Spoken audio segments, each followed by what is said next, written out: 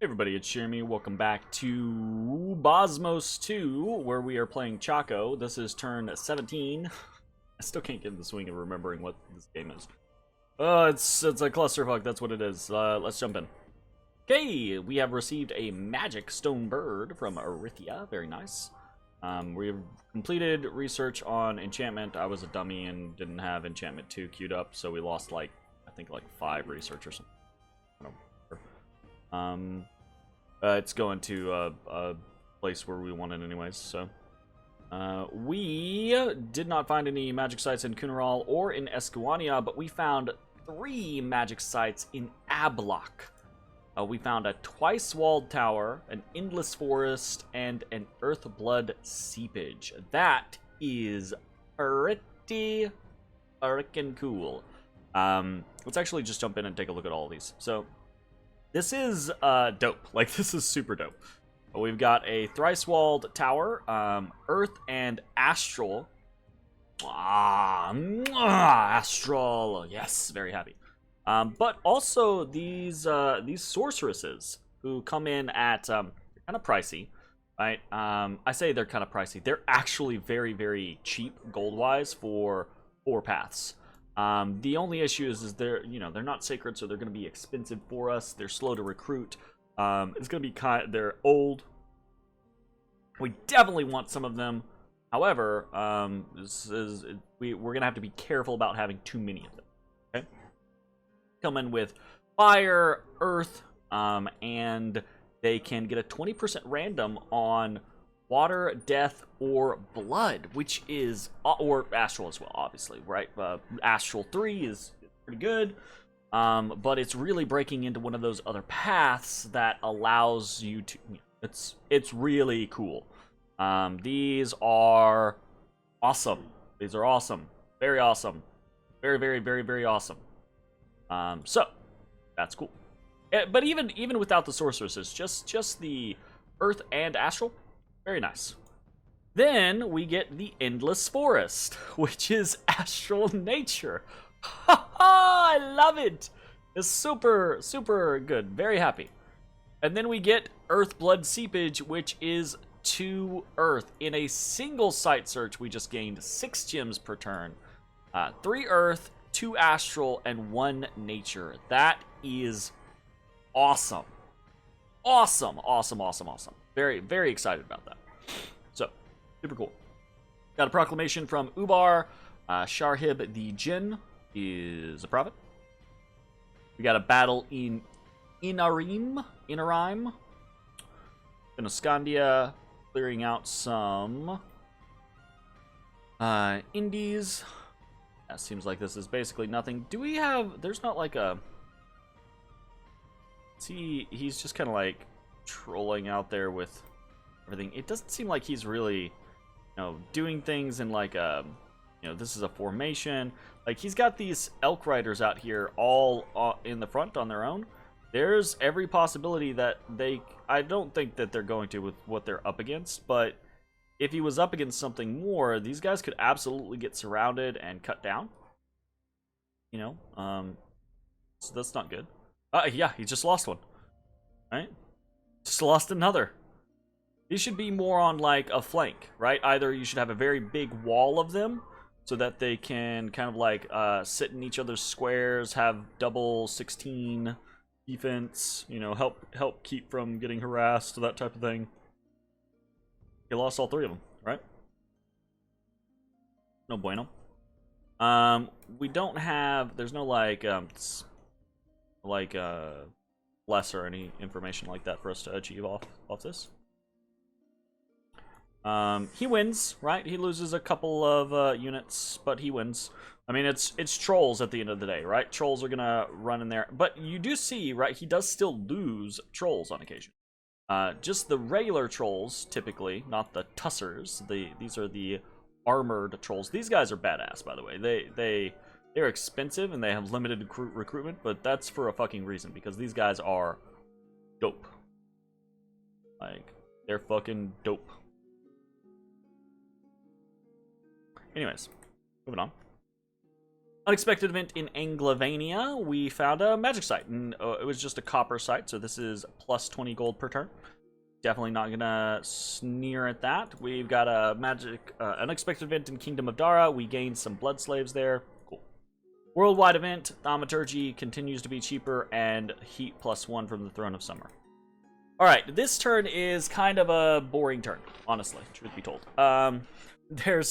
There's not a lot going on, except for the war with Bozmod2. So let's zoom in and take a look at some things. We can see, well, there's not a Facia on this capital anymore. Well, hail. What we considered a possibility has come to pass. The group from Vangar attacked in Bozmod2, and I'm assuming he sallied out with whatever he had in his capital, and they managed to push Facia off. Now, I still think, you know, Bozmod2's days are probably numbered, right? But he's bloodying both of our noses in doing this, and that's a pain in the ass. So, we just have to move forward, doing what we can.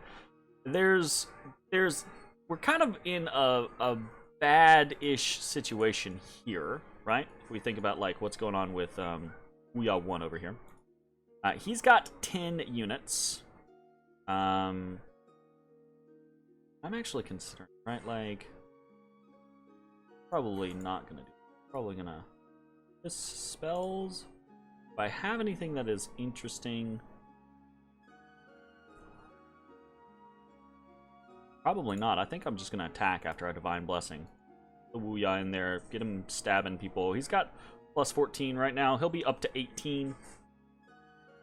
You know, he'll do pretty good. And he's got 15 invulnerability compared to the Katsina's 10 in. So, if we get hit in Anglavania, that's probably a bad thing for us. We're probably gonna lose this stack of Wuya 1's, Katsinas. But we are prepping to attack Vangar. So we have Mong 2 and Wuya 2 here now. I considered just going ahead and going this turn. You know, that would honestly, this would be the safest scenario. Recombine my armies. But that's gonna delay our attack by an entire turn. I'm just gonna risk it. I don't know why I'm gonna risk it, but we're moving Wuya 3 with another 9 Katsinas, and we're moving our god, the Great Bear, into Escuania with the intention of next turn attacking into Vangar. He's gonna see this coming, though. He's gonna have the opportunity to throw everything that he can into Vangar's defense. My hope, though. This is where it gets bad. This is where I'm making poor tactical decisions, Summoner. Is as I'm hoping, right? I don't have a good idea. I'm hoping that it's not going to matter. And part of the way that I'm hoping that it's not going to matter is we're going to have basically 30 Katsinas, unless he hits us here in Wuya and Anglavania and we lose this stack. We're going to have basically 30 Katsinas. And we're going to have our god who is able to berserk, who now has a stone bird, will very, very much be able to, you know, repel quite a bit. He won't have regeneration or resistance, which will be a problem, potentially. But he'll also have fear, which could, hopefully, my intention there is to rout the enemy far quicker than they can rout us. So, I think that will probably do it, right? We'll see. I could, like I was saying, I could pull everyone into Nidian range. That would be the safer route, and then we can move down into Anglavania and then threaten Vangar or Bozmod2. What would that be? That'd be turn 18, 19, and we could threaten them on 20. That's a turn later. I want to get this over and done with, which is risky. So we're gonna be somewhat risky. I'm also hoping that Facia is just gonna come hammering back. I should probably confirm that with Facia, but why would I do strategically sound things while playing? Anyways, I'm having a self-loathing day where I really rag on myself if you can't tell. What else do we have going on? We are moving Sun 2 out to Ablak in order to site search there. Because of what we've found there, and because we're just kind of like, I've come to this realization that we just don't have a crazy amount of ways to dump our gold, because our units outside of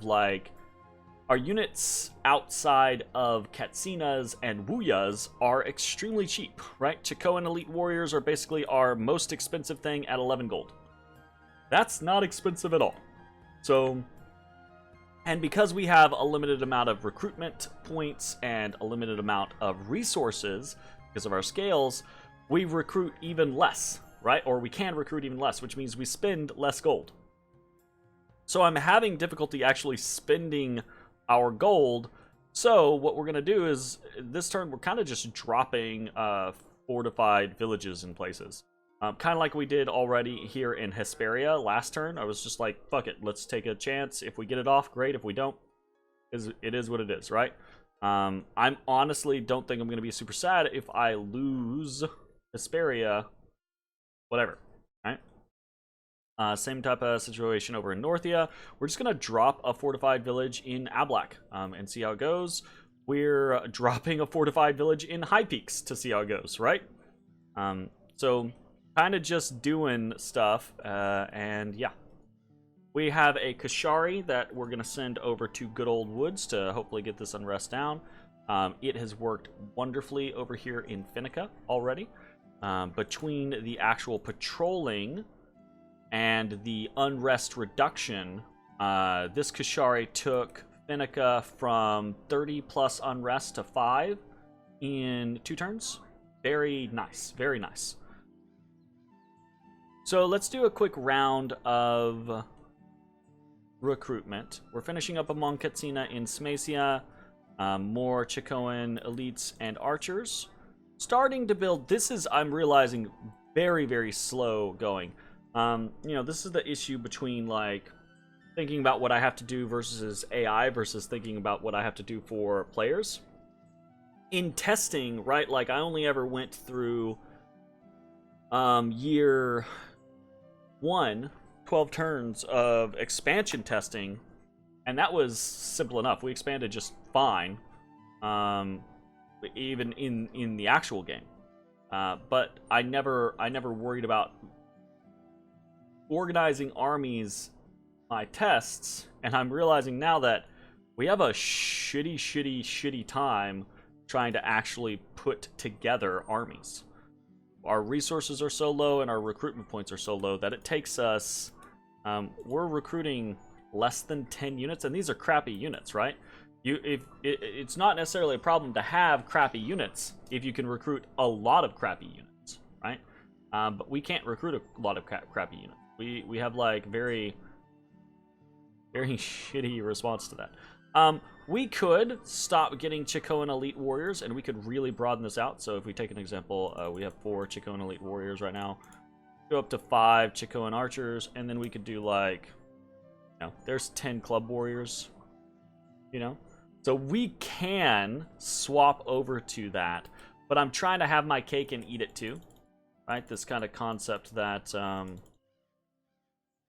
that right now we can put work into the Chacoan Elite Warriors and actually still be good, because these guys really are significantly better than something like the Club Warriors, right? Better stats, better attacks, a ranged attack. It's not a great ranged attack, but it is a ranged attack, you know. So anyways, finishing among Katsina, continuing elite and archer recruitment, getting another Star Priest, more elite and archer recruitment. We are getting an Elder over here, kind of the same pattern, right? A Kashari, get an Elder to run the units that we're recruiting. More elites and archers, etc. And then over in Chaco, back to another Wuya. We took a turn to get an extra Povosqua. Back to Wuyas, and continuing with Katsinas. And then legitimately, this turn, if you take a look at it, like we had a fortified village right here, and a fortified village here, right? We're sitting at 1,000 gold that we just can't really spend outside of throwing down villages. Throwing down temples, throwing down labs, etc. So we're gonna do that, right? I'm keeping my eyes on mercenaries because I feel like I have the money to actually play with it. But if we take a look at something like Dante's Stingers, for example, there's only 17 men left in Dante's Stingers, and well, I think that's like half of what it normally is. I think Dante's Stingers is supposed to be like 30 men. I'm not paying that. No, fuck off. So there's that. We are moving over here. This This Koshari is going to Good Old Woods, but we only have one more turn on Kikmong 5, and then he's probably going to go to Assad and put down a fort as well, right? So that we can start looking at recruiting Jade Maidens. Unfortunately, resources. I don't really know why the resources have gone down. Resources are. I think it's because. I don't. Oh, it's because we put a fort here, right? So it's getting less resources from Zaburia, which means we can only recruit one Jade Maiden per turn because of resources. That's unfortunate. I say because of resources, but again, these are 46 recruitment points. We only have 62 recruitment points here. Man, the more I play Chaco, the more I feel like I want to play them like like a big scales nation. But at the same time, and I cannot stress this enough, I tested expanding with Chaco over and over and over again, and without a decent bless, I couldn't get past like 12, 13 provinces year one. So I am probably wrong, but in those tests, it basically like it instilled within me that either I do a big bless or an awake expander, or I'm dead. Right? Kinda a la the Bogarus thing, though Bogarus is kind of holding out way better than I probably would. So that's pretty much it for the turn. As far as like what we're doing, we found Atlantis's capital. We've been in discussions with Atlantis to, potentially maybe do something with Ind. Speaking of Ind, we actually found Ind. I was correct that it was here when earlier I was like up here or here, and I was like, it's probably this one because we missed it. And I'm also correct in the concept that apparently if you're not on the motherfucker, it's named something. It's named something else. Like it hides its name. Ind is a pain in the yes. So also is apparently doing pretty good. In DE is very strong. I remember actually I remember a long time ago, I think before Bozmos2, and this is me trying to name drop I fucking nobody. But I was in one of Lucid's streams, and Lucid was talking about DE, and I think he was talking about the DE mod because he had in mind the upcoming Bozmos2 game. And he was talking about, like, I think he already had a plan, but he was also, the conversation got started about strong nations in DE, and I was like, Ur's real strong in DE. Ur's real strong in DE. And there was some, like, slight conversation. Apparently, has wrecked shop in Bozmos2. And got nerfed and is still kicking ass now. I believe and Yis are currently at war with Lemuria, Therados, and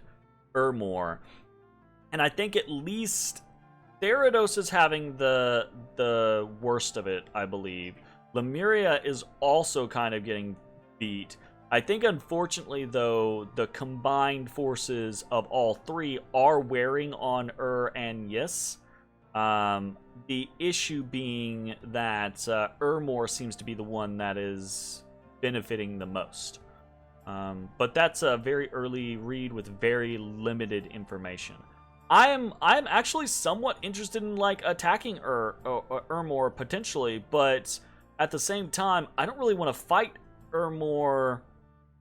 without a reason, and the reasons to fight are existential crisis, right? Or you can put them down quickly. I don't know that an alliance can put them down quickly, and to me, they're not necessarily an existential crisis right now, right? It would be one thing if this was the map that we were playing on, was, Grillinor. And I was like, yeah, shit, of course I've got to go for I've got to get him out eventually, right? Because I've got to go for other thrones. But why? I could have a peaceful relationship with for the rest of the fucking game, and we could both be like, look, dude, I'll take this this satellite planet off-world and go fuck around in Archaea. You take that satellite planet and go destroy Azalun. Bye-bye. Good deal, mum. We'll guard each other's flanks, right? And like, of course, there's the like superpower. I'm not a superpower, but in that mindset, there's the idea of, oh yeah, but they're gonna turn on you. But yeah, of course, it's Dominions. Everyone turns on everyone eventually, right? But you got to think about like, what's the fortuitous?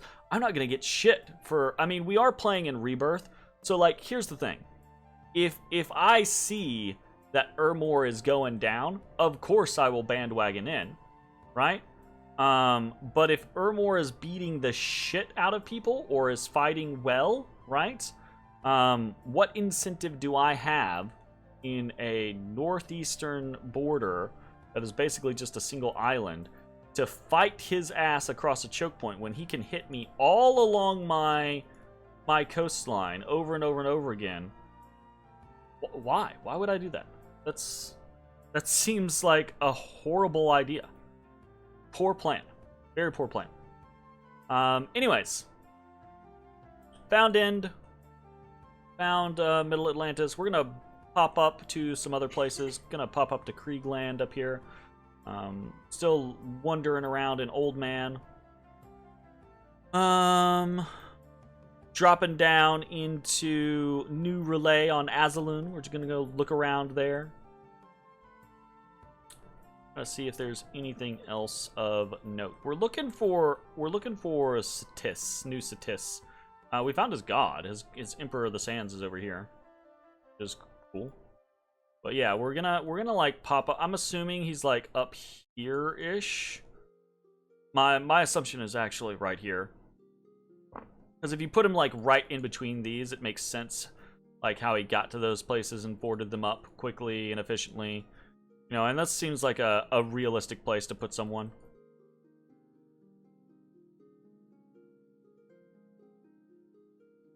I think that's it. I don't think there's really much else going on for this turn.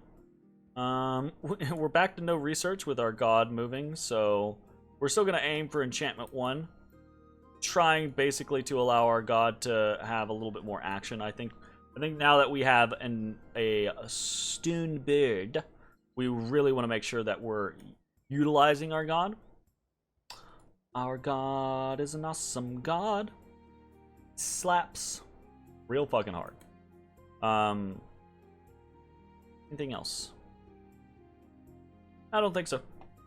That's gonna be it for the turn. Thanks for watching. I'll see you next time. Bye, everybody.